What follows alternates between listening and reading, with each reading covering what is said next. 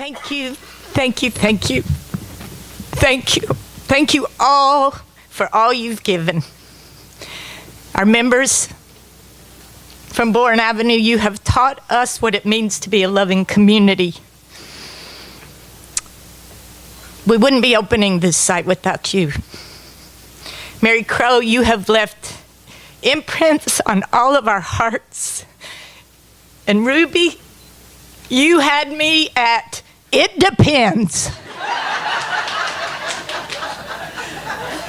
Ruby, you have led our staff and our members in designing a program that is excellent, compassionate, and worth replicating.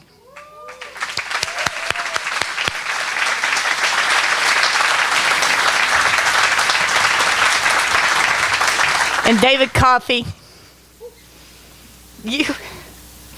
you're the glue that holds it all together, my friend.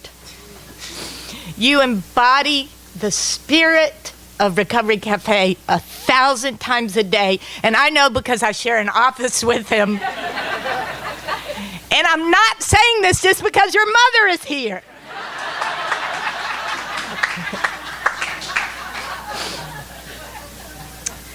If you could just give me 6 more minutes of your time, then I'll bless and release you.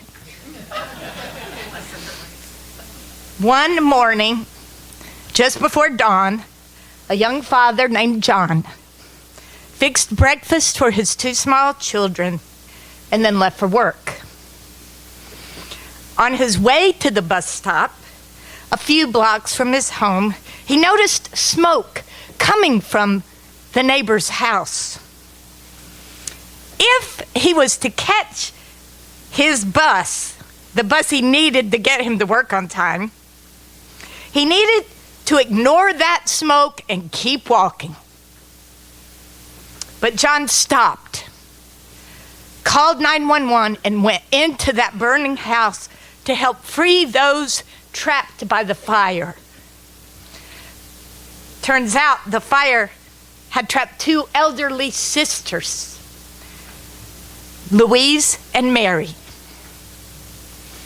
one of whom was crippled and confined to a wheelchair. When John found the sisters, they were gasping for air. He managed to rescue both sisters in the nick of time. And I know this story well because Mary and Louise are the mother and aunt of one of my close friends, Patricia. In almost every neighborhood in Seattle, people are trapped by homelessness, addiction, and other mental health challenges. Some, referring to this crisis, have proclaimed that Seattle is dying. Others, emphasizing the urgency of the unmet need, have said, Seattle is on fire. It's tempting to try to ignore the smoke, walk on by, and wait for someone else to go in. That's understandable because the needs of individuals suffering on the streets of our city are complex, interrelated, and sometimes overwhelming. But those of you gathered here today made a different choice. You chose not to ignore the smoke and walk on by.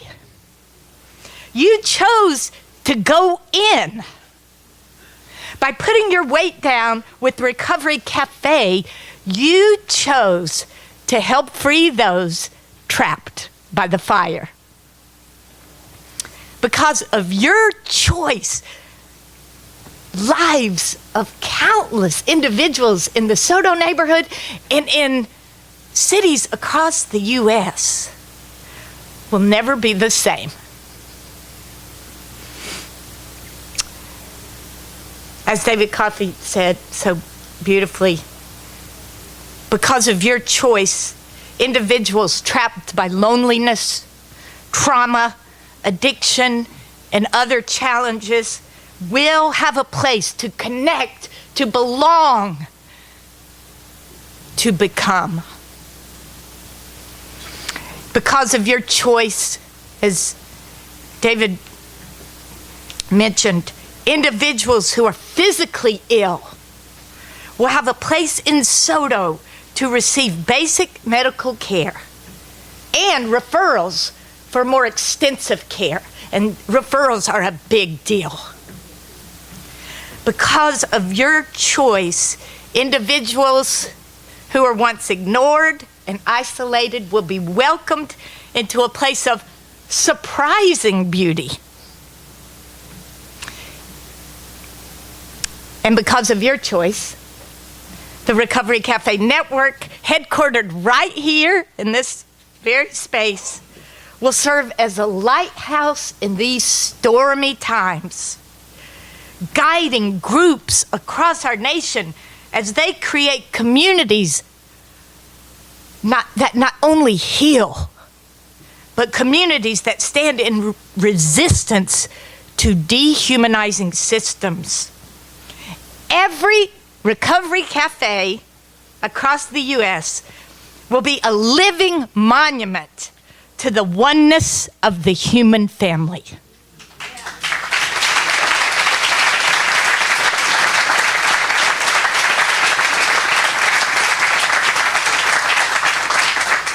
David, thank you for your leadership in this effort. Currently, there are 22 Recovery Cafes, but we anticipate that number will grow over the next 3 years to 50.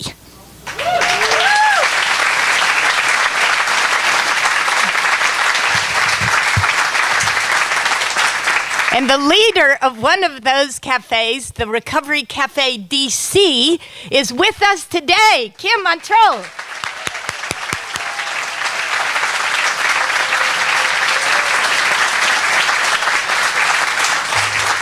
We have no idea how many cafes will be launched in the future because of your choice. So let them say Seattle is on fire, but let them say Seattle is on fire for justice. For in the same way that fire feeds on oxygen, the current crisis in our nation feeds on unjust systems. The current crisis feeds on a criminal justice system biased against people of color, which, under the name of the war on drugs, has incarcerated disproportionate numbers of nonviolent offenders who need treatment instead of imprisonment.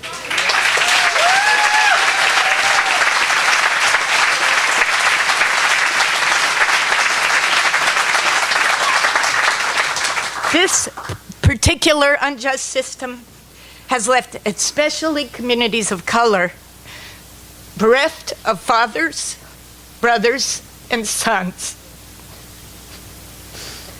Let them say that Seattle is on fire for equal opportunities, for the current crisis in our nation feeds on children with high adverse childhood experiences or ACE scores, growing up in failing schools. Let them say Seattle is on fire for truth.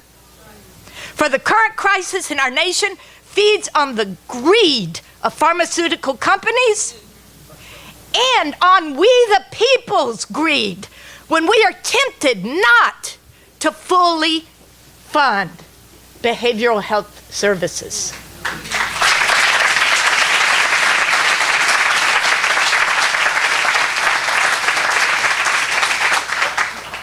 And let them say, Seattle is on fire with transforming love. For more than anything else, Recovery Café is about transforming love. And more than anything else, it is transforming love that will rescue us all. Again, thank you all for going in.